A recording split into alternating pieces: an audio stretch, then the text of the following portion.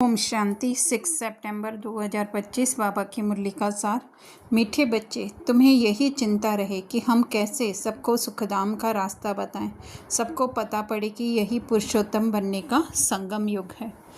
तो बाहरी रीति से तो हम जानते हैं कि सबको परिचय दे करके, मुख द्वारा, वाणी द्वारा जो है वो परिचय दे करके हम उन्हें बाबा का परिचय दें और पूरा जो ये ज्ञान का 7 दिन का कोर्स है वो करने के लिए हम प्रेरित करें, प्रेरणा दें। पर वो सब तो स्थूल बातें हमें पता है। पर अभी समय ये ऐसा चल रहा है कि प्रति सेकंड जो है हमें सुखधाम का रास्ता बताना है। तो उसके लिए जो है सबसे पहले हमें स्वयं को ही, जितने भी हमारे संकल्प जो हैं देह के प्रति, रोल के प्रति आ रहे हैं, यहाँ जो कहें स्क्रिप्ट अनुसार फिक्स हैं, लेकिन जो है उनसे अपना बुद्धि का अटेंशन हटा करके और जो है अपने सत्य स्वरूप को हम स्मृति में रखें कि किस तरह से हम अपने आत्म अभिमानी स्थिति में स्थित होकर के जब हम कर्म करने के लिए आते हैं तो वही सुखधाम का रास्ता बताना है, क्योंकि वही सुख के संकल्प हैं। सुख के संकल्प कौन से होते हैं? जो आत्मिक स्थिति में रह करके किए जाएं। तो जितने भी अंदर हमारे आ रहे हैं संकल्प, उनको अपना न मान करके, और हो सके होगा तो सब कुछ ड्रामा अनुसार ही, लेकिन फिर भी एक बुद्धि का अटेंशन हमारा रहे कि हमारे हर इंटेंशन, हमारा हर संकल्प, हमारा हर वृत्ति जो है वो आत्मिक रीति से हो। पुरुषोत्तम बनने का संगम युग अर्थात कि जहाँ पर हमें सभी संकल्पों की नॉलेज है ना। जैसे मुरली के आगे भी बाबा ने कहा सतो रजो तमो में हर एक को आना है।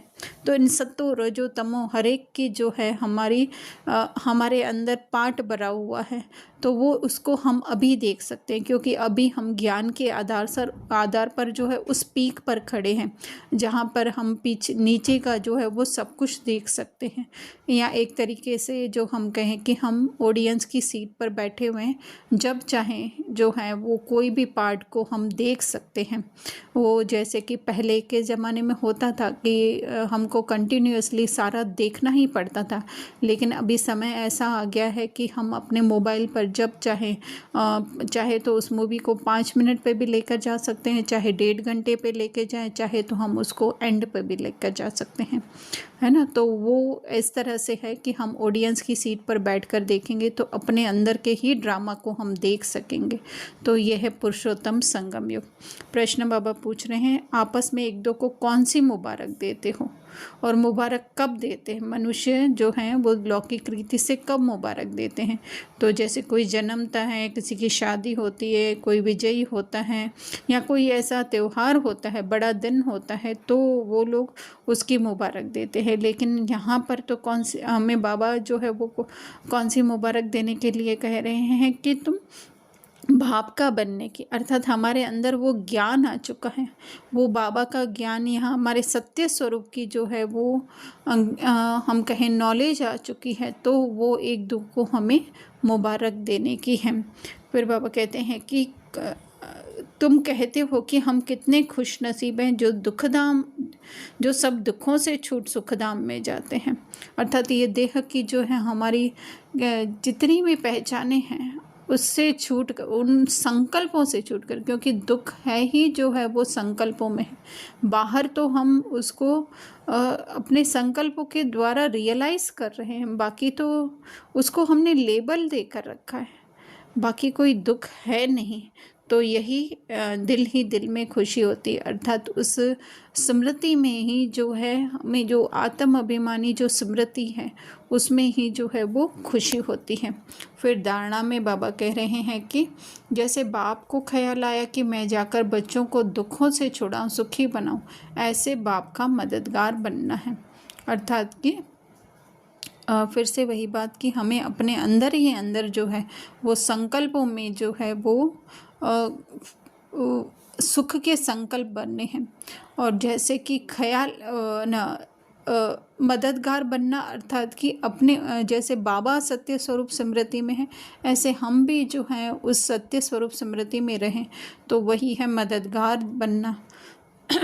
घर घर में जाकर पैगाम पहुंचाने की युक्तियां रचनी हैं। तो बाहरी रीति से, स्थूल रीति से जो हम करते हैं वो करते रहें, लेकिन फिर भी जो है कार्य व्यवहार के लिए तो हमें घर पे रहना ही पड़ता है।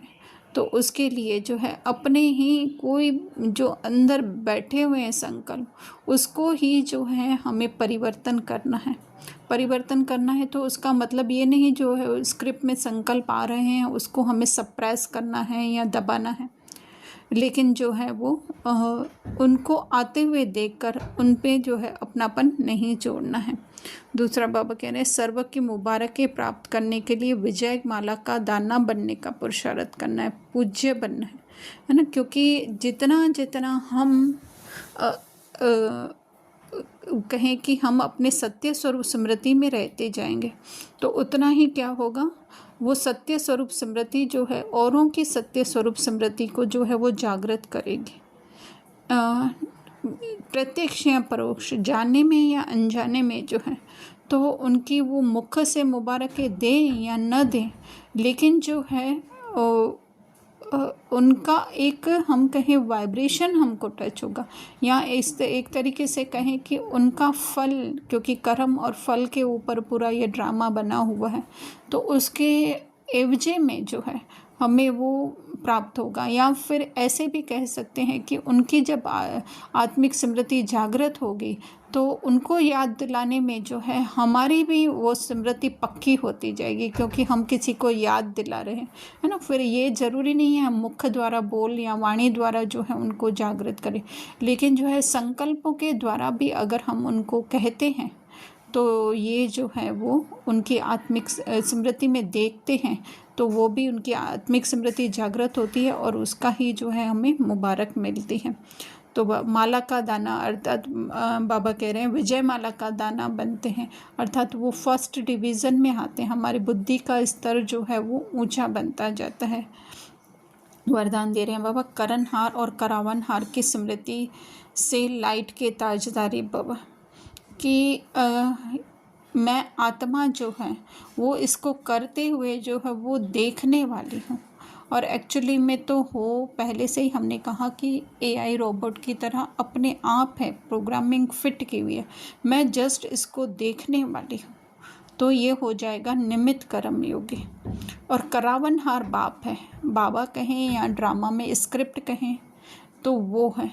तो इससे बाबा ने कहा कि लाइट के ताजदारी बन जाएंगे, है ना, कि होना है अपने आप, तो हम क्यों फिक्र करें कि ये जो है वो मैं कर रहा हूँ या मैंने किया तो सही नहीं हुआ, मैंने किया तभी सही हुआ। तो ये सब है फिक्र के टोकरी लेना।